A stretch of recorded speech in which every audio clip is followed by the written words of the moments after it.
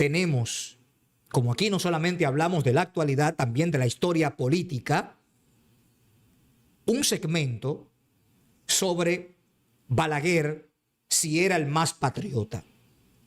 Hemos encontrado un fragmento del discurso del doctor Joaquín Balaguer, donde él narra la historia de la República Dominicana desde la confección de su nombre como Santo Domingo hasta la confección de la independencia nacional de una manera magistral, sin desperdicios. Un fragmento que yo quiero que ustedes lo disfruten.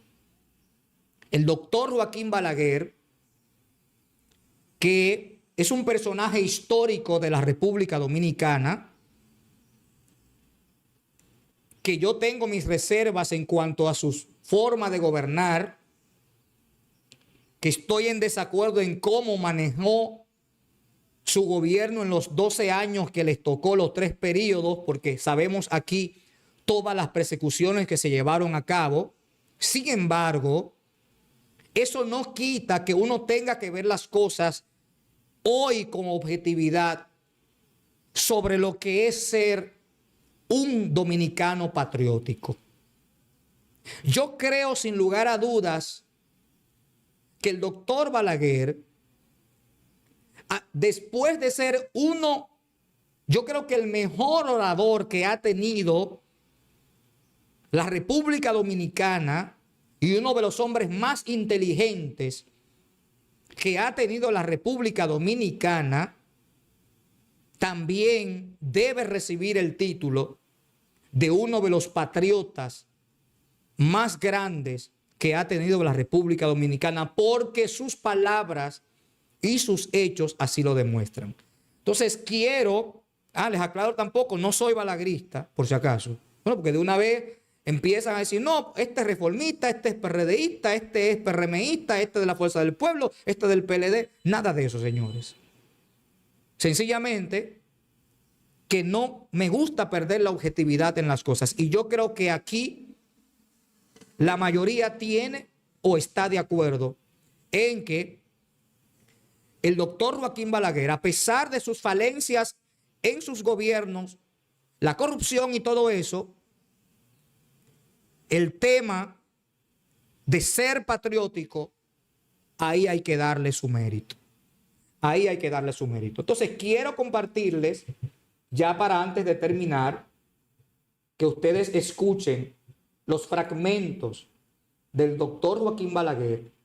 Doctor Joaquín Balaguer, los honores militares de estilo correspondientes a su alta investidura serán presentados por una brigada mixta comandada por el general de brigada del Ejército Nacional, Rafael Mélido Marte Office. Esta brigada mixta está compuesta por 2 batallones. Un primer batallón del honorable cuerpo consular, señor presidente de la Suprema Corte de Justicia, señor Procurador General de la República, señores miembros de la Junta Central Electoral, señoras y señores, compatriotas todos.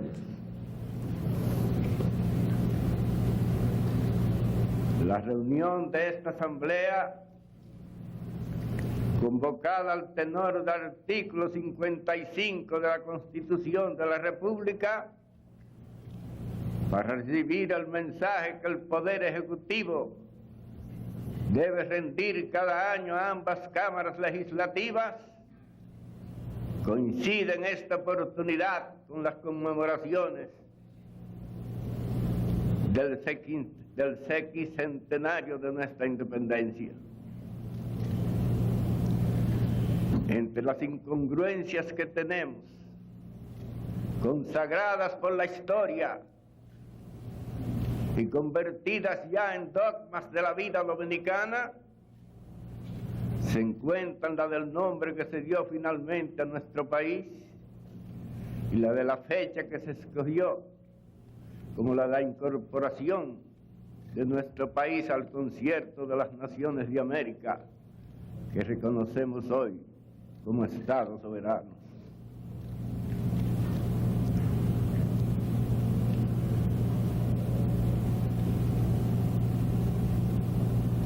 La primera cuestión,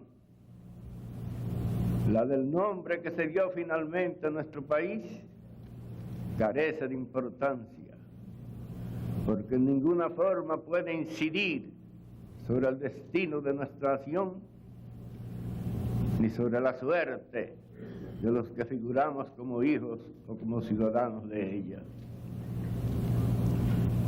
Poco importa que se nos designe con el nombre de la Española,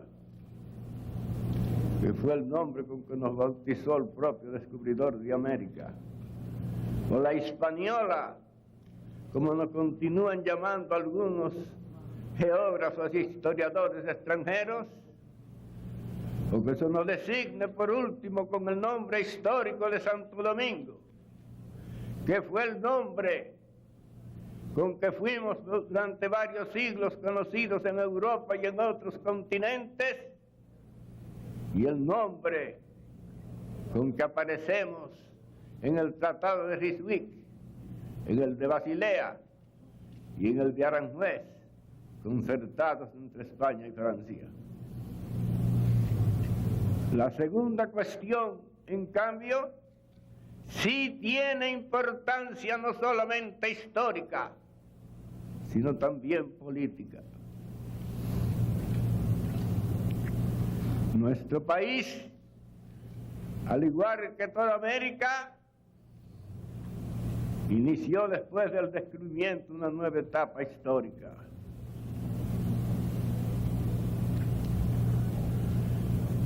Pasamos a partir de aquel momento las ultramarinas de la península ibérica.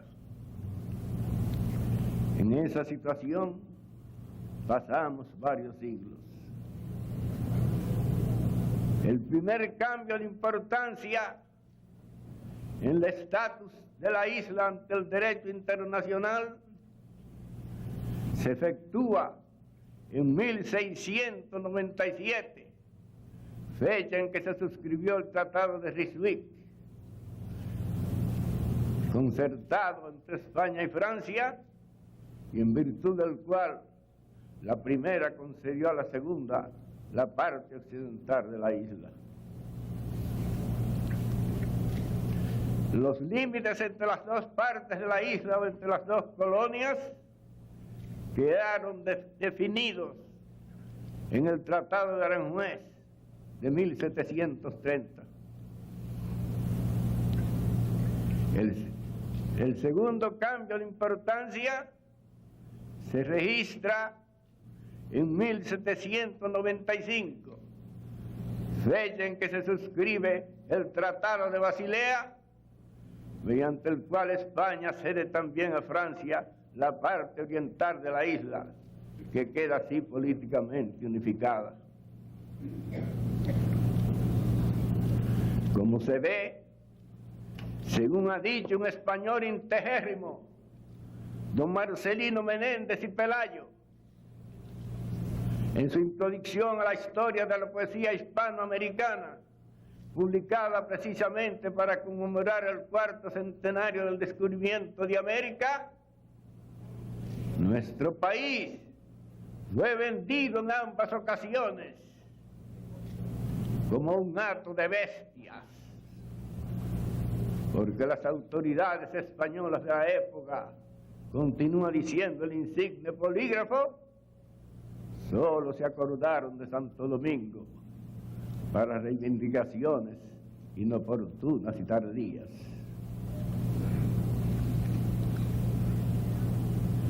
Pero 13 años después, en 1808, el capitán de lanceros de Cotuí, luego brigadier Juan Sánchez Ramírez, se pronunció contra la dominación francesa e incorporó la parte española de la isla a la corona española. Pero ahí no terminan las tribulaciones de las que Pedro Mosén Margarite denominó con propiedad la isla de las vicisitudes.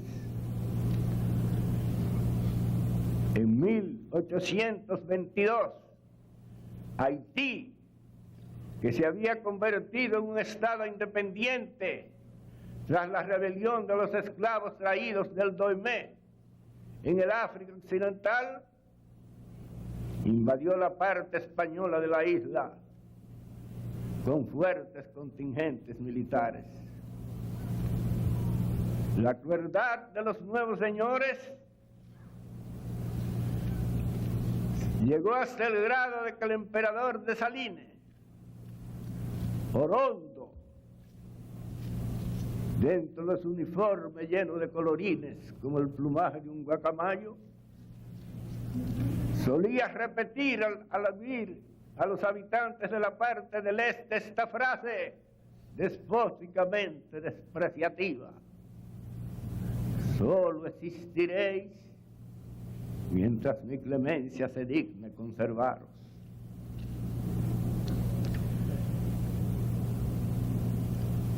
La invasión de Haití en 1822 se explica pues por dos razones fundamentales.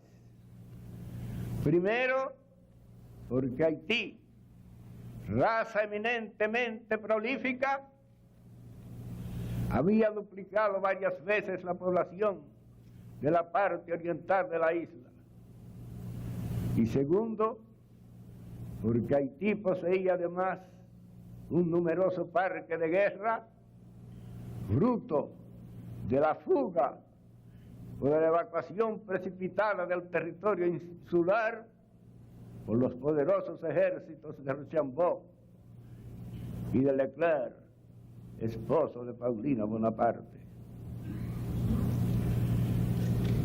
Pero sea como sea, la invasión de la parte española de la isla era solo un acto de fuerza o era una explosión de barbarie.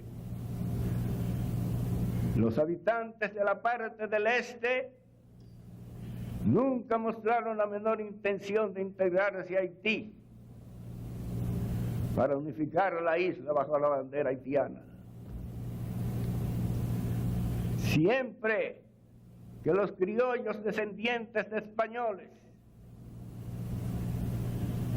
intentaron crear un estado independiente en la parte oriental, o bien se incorporaron a las demás naciones de América, a la Gran Colombia, como fue el caso del rector de la Universidad de Santo Domingo, don José Núñez de Cáceres, en 1821, o bien se asociaron a Duarte y al grupo de soñadores que le acompañaba para conspirar desde el seno de la sociedad secreta latinitaria, con miras a crear un Estado libre, sin ninguna injerencia ni ninguna limitación procedente de una nación extranjera. Ese parque de guerra que poseía Haití y que facilitó la invasión de 1822 fue el parque en que pesó sin duda Bolívar cuando en 1816 visitó Haití para buscar la ayuda de Petión para rehacer su ejército después de la rendición de Cartagena de Indias y después del fracaso en busca de ayuda de su viaje a la vecina isla de Jamaica. Los esfuerzos hechos durante 22 años de dominación para unificar la isla y para promover en la parte del este un movimiento favorable a esa situación, solo hallaron un débil eco en una pequeña parte del comercio español establecido en Santo Domingo y en un grupo de hombres de negocios y aventureros, en su mayoría o en su totalidad de nacionalidad extranjera. El país quedó desde entonces prácticamente dividido en dos bandos. El primero, encabezado por Duarte y los trinitarios, que creían viable la existencia de un Estado independiente en la parte oriental, capaz de vivir al lado de otro Estado más populoso y mejor armado. Y el segundo bando, como se sabe, simbolizado por Pedro Santana, que creía que el Estado creado en la parte del este no podía subsistir frente a un Estado más populoso y mucho mejor armado. Dentro de ese estado de cosas se empieza a escribir la historia dominicana. Aún el padre de nuestra historiografía, José Gabriel García, que antes de empuñar la pluma de Tácito había empuñado en los barcos de la naciente Marina de Guerra Nacional el arma libertadora, llegó a admitir que el 27 de febrero de 1844 se consumó realmente nuestra independencia, cuando el patricio Ramón Matías Mella, o Matías Ramón Mella, anunció con su trabucazo de la Puerta de la Misericordia el nacimiento de la República Dominicana.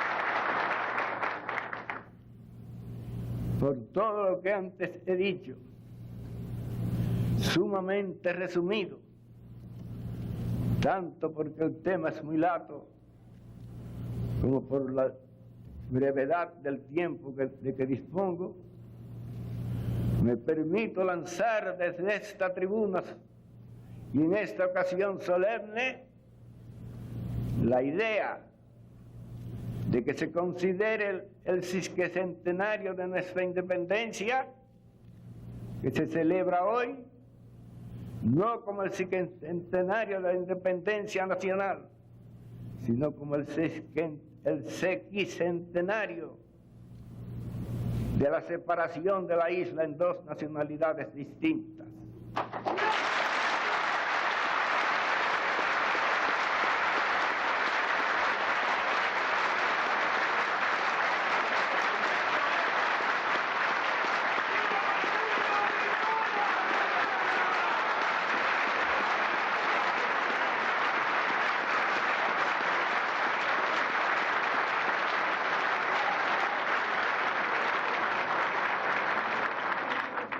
Dos naciones hermanas y amigas,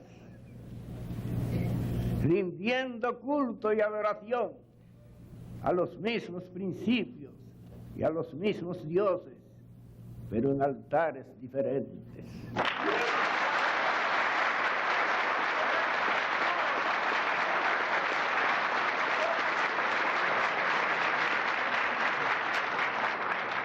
Para llevar a cabo esa reforma, bastaría con un simple cambio de palabras en varios artículos de nuestra Carta Orgánica.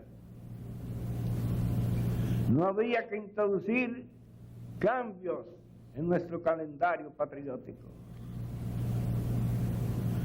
Duarte, Sánchez y Mella continuarían siendo los padres de la patria.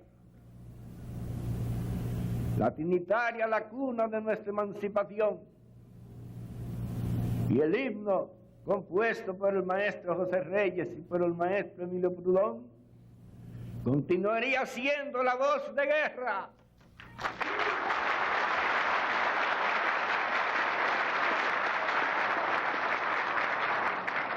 Con que se convoca a los hijos de esta tierra para sus grandes citas históricas, o para las grandes gestas civiles en que se salte la civilización, o en que se honre a la patria o a sus libertadores.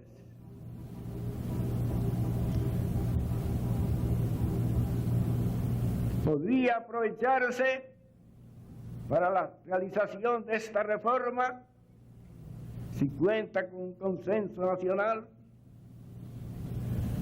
el momento en que se proceda a reformar nuestra Carta Sustantiva para institucionalizar, por ejemplo, el Poder Judicial, independizándolo del Senado de la República. De la loma llamada de Nalgamaco, otro problema que no puedo silenciar es el que se relaciona con nuestra política hacia Haití.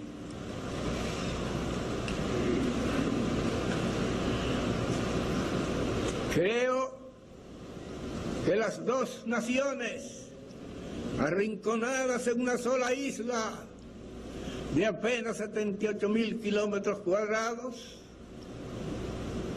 deben vivir unidos como dos hermanas siameses, pero separados políticamente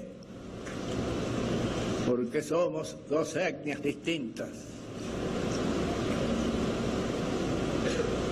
Los haitianos no se resignarían jamás a formar parte de una sola república presidida por la República Dominicana.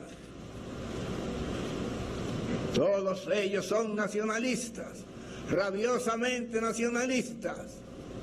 Nosotros también lo somos.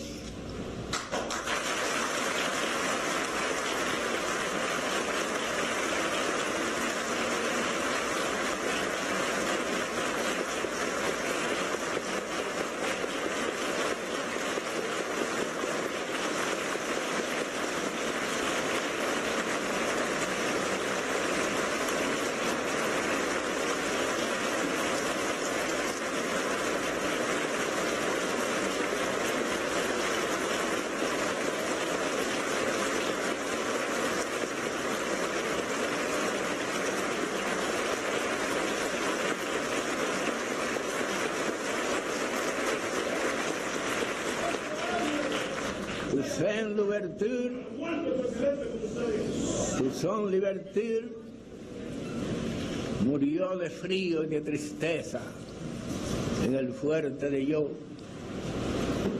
porque no quiso vivir como un esclavo bajo la bota francesa.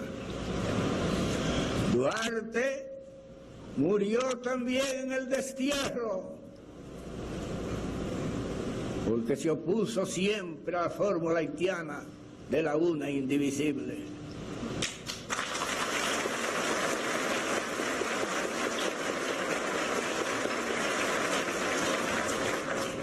Pero ambos pueblos estamos conscientes de que necesitamos unirnos para enfrentar no solo los problemas que nos depara el destino, sino también la injerencia extranjera.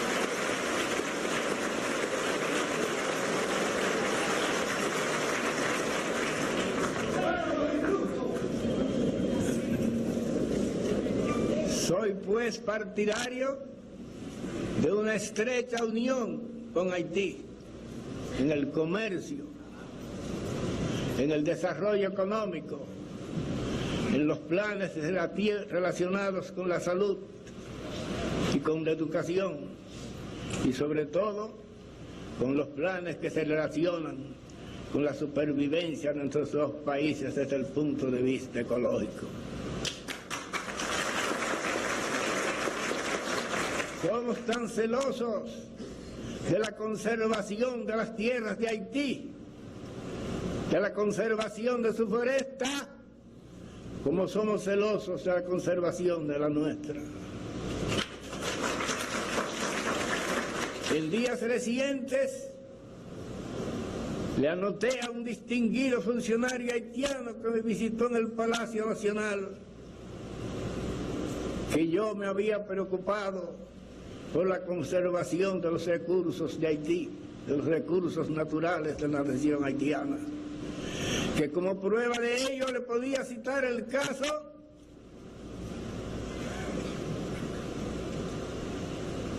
de la loma llamada de Nalgamaco,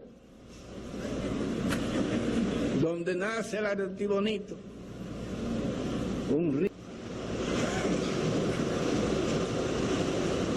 de la loma llamada de Nalgamaco, donde nace el Artibonito, un río que nace en tierra dominicana, pero que corre sobre todo sobre el territorio haitiano. Esa es una medida que indica el pensamiento que nos une a los dos países para la supervivencia de nuestros suelos, para la conservación de nuestras riquezas naturales.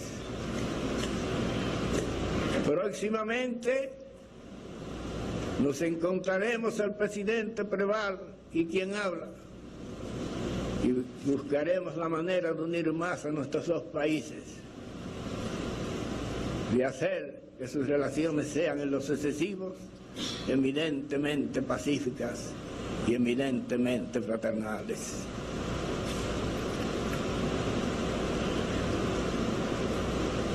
Estamos, señores, en este momento viviendo horas críticas. Pascal decía que en esas horas el hombre debe tener siempre presente que es amo de su silencio y esclavo de su palabra.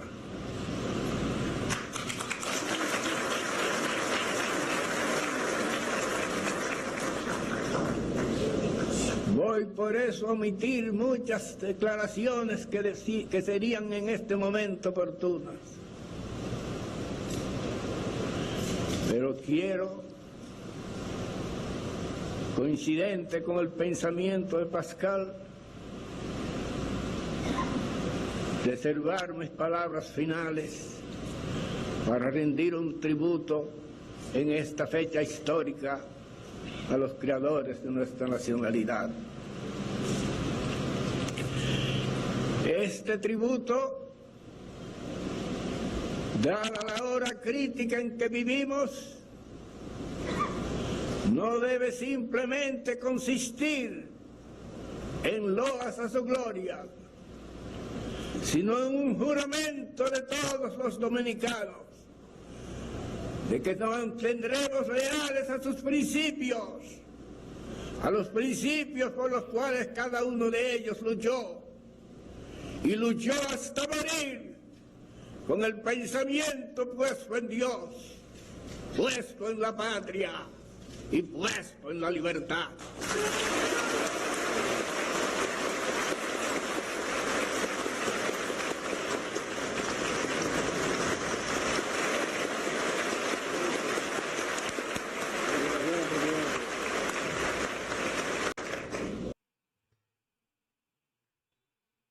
Bueno, señores, escucharon ustedes ahí ese fragmento, se lo dejo para que lo reflexionen.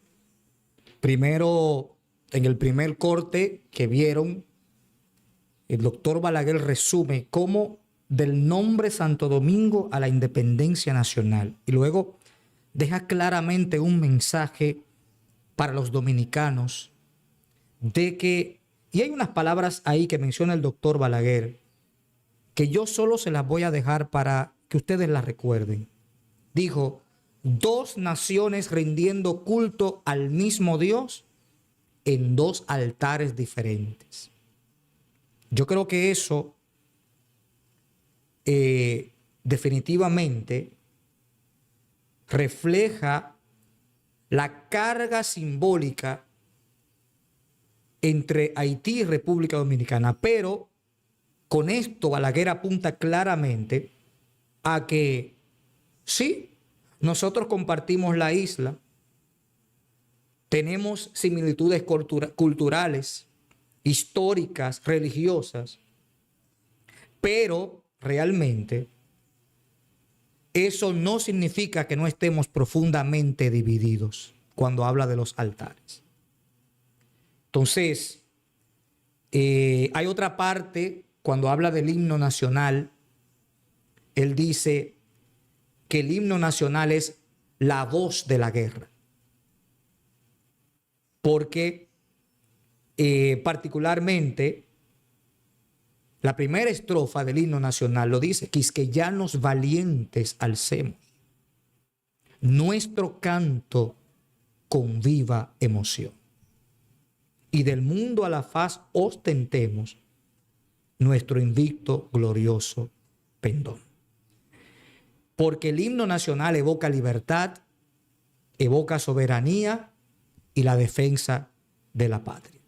Señores, gracias por estar con nosotros, por compartir con nosotros. Quiero por favor pedirles que le den like a esta transmisión, por favor. Hay muchas personas conectadas aquí y pocos likes. Por favor, como siempre les digo, YouTube no le va a cobrar a usted por regalarnos un like, y sobre todo después de usted haber pasado tanto tiempo ya con nosotros en esta transmisión, compartiendo.